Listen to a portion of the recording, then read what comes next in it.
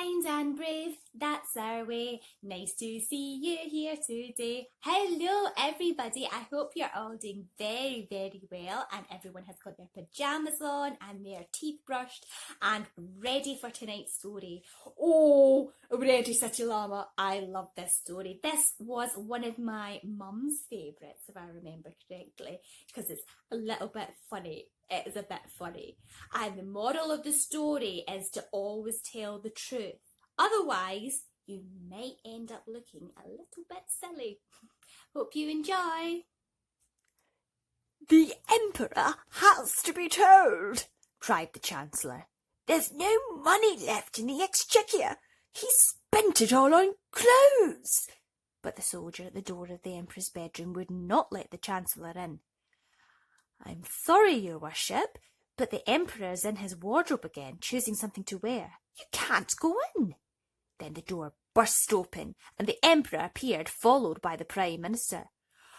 "I tell you, I can't see anyone today.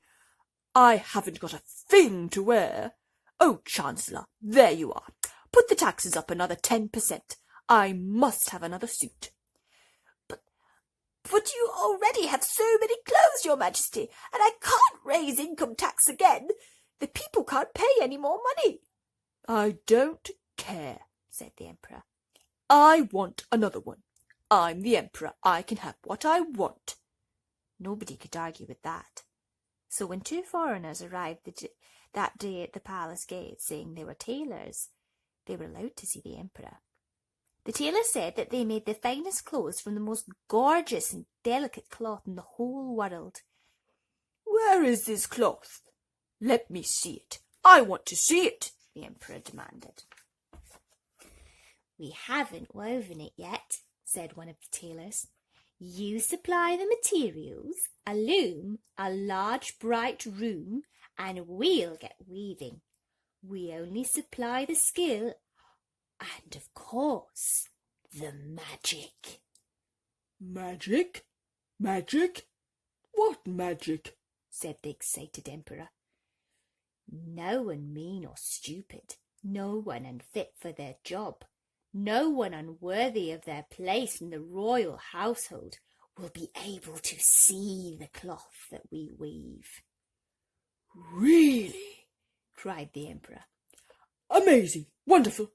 Begin right away. I'll wear them tomorrow for the big parade through the city. Chancellor, give these men everything they need." And he strode back upstairs to his dressing room. The tailors were taken to a big, comfortable room in the palace and left to start work on the large loom.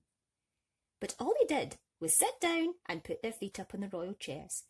And when the materials were brought, silk and mohair and pearls and cloth of gold, they hid them out of sight. The Emperor sat in his throne room thinking about the wonderful cloth being woven downstairs. Suddenly he grinned wickedly. "I'll use this chance to find out if any of my ministers are mean or stupid or unfit for their jobs." And so he sent the Chancellor. "Ask how soon it will be ready. Then come back and tell me how it looks. Of course, you may not see anything at all."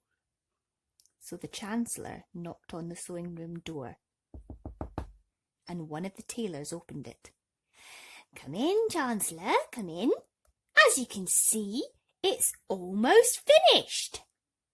In the centre of the room stood the big weaving loom, completely empty.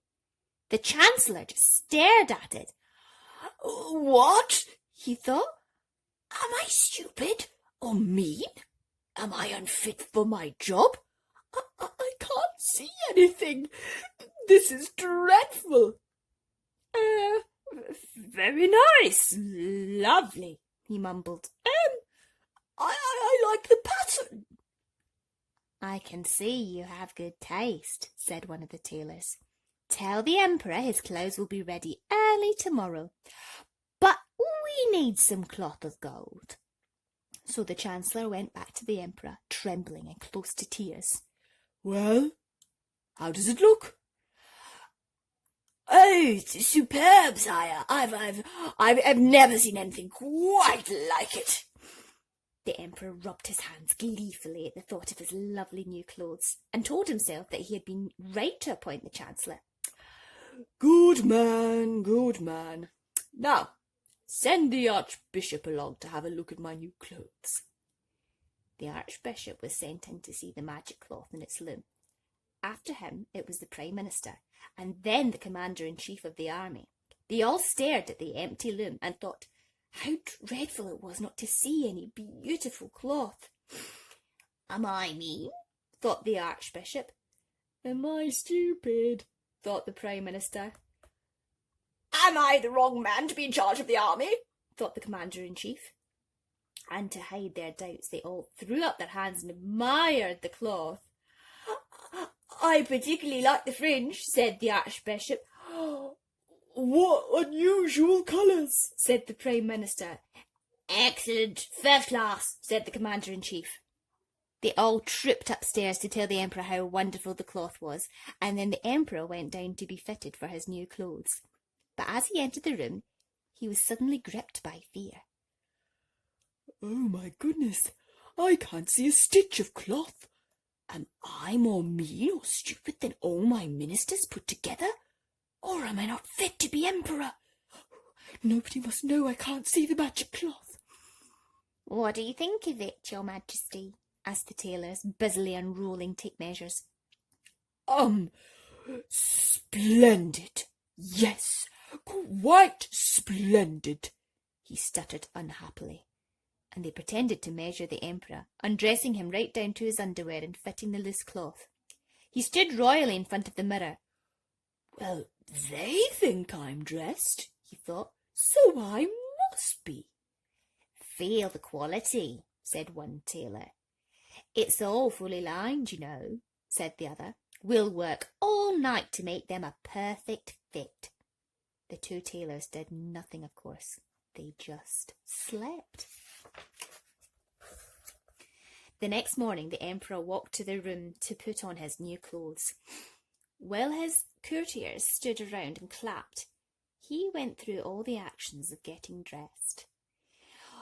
Oh, you look magnificent, your majesty, said the chancellor, anxious to keep his job. Very regal, I must say, said the archbishop. The people will love it, said the prime minister. The buckles are pretty, said the commander-in-chief. News of the emperor's magic clothes had spread through the whole city. Crowds were forming outside the palace, and the streets were lined with people waiting to see the emperor in all his splendour. Children sat astride their father's shoulders with flags in their hands. Everybody had turned out to see the emperor's new clothes.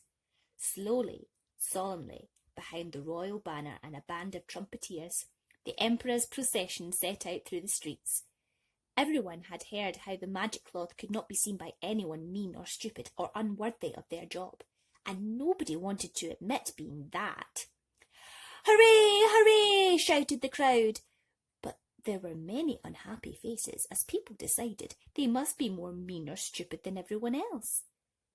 You can see them, can you? Oh, well, of course I can see them. Do you think I'm stupid?